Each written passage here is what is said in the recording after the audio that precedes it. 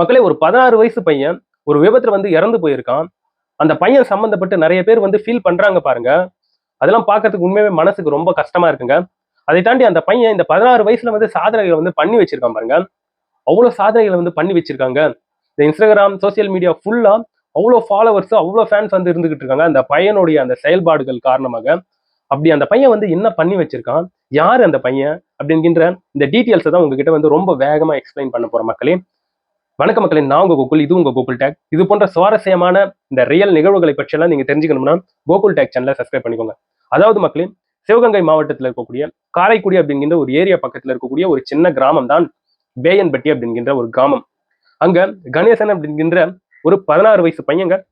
அந்த 16 வயசு பையன் இந்த ஒற்றை மற்றும் இரட்டை குதிரை போட்டிகள் நடக்கும் பார்த்தீங்களா? அந்த குதிரை போட்டிகள்ல வந்து ஒரு ஜாக்கியாக சூப்பரா சிறந்து விளங்குவான். அவன் செம்மையா வண்டி ஓட்டுவான். ஸோ அந்த பையன் கலந்துக்கக்கூடிய அந்த குதிரை பந்தயங்கள்ல அவன் வந்து ஆல்மோஸ்ட் நிறைய போட்டிகள்ல வந்து வின் பண்ணக்கூடிய ஒரு நபராக வந்து அந்த பையன் வந்து இருந்திருக்கான். அது மட்டும் இல்லாம அந்த ஒற்றை மற்றும் இரட்டை குதிரைகளை வந்து ஓட்டும் போது அந்த பையனுடைய ஸ்டைலே தனித்துவமாக இருக்கும். அதை பார்ப்பதற்கு சூப்பரா இருக்கும் அப்படின்ட்டு நிறைய பேர் வந்து நிறைய சொல்லிட்டு வராங்க. ஸோ அந்த கணேசன் அப்படின்ட்டு சொல்லப்படக்கூடிய அந்த குதிரை வண்டி ஜாக்கி அந்த பையன் சம்மந்தப்பட்டு சோசியல் மீடியால வீடியோஸ் வந்து வைரல் ஆயிட்டு இருக்கு பாருங்க. அந்த அளவுக்கு பயங்கரமா வைரல் ஆயிட்டு இருக்கு.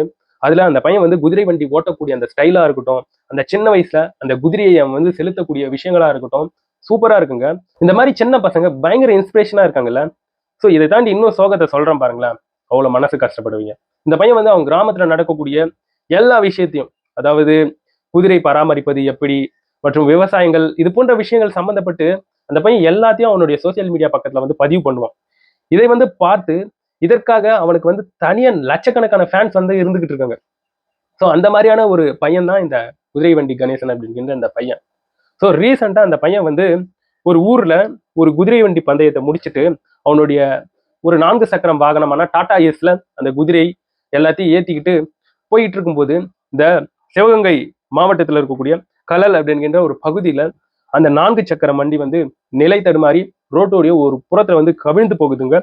இப்படி கவிழ்ந்து போனதுல அதுல இந்த குதிரை வண்டி கணேசன் அப்படிங்கிற அந்த பையன் அந்த இடத்துலயே சம்பவ இடத்துலயே இறந்து போயிடுறான்.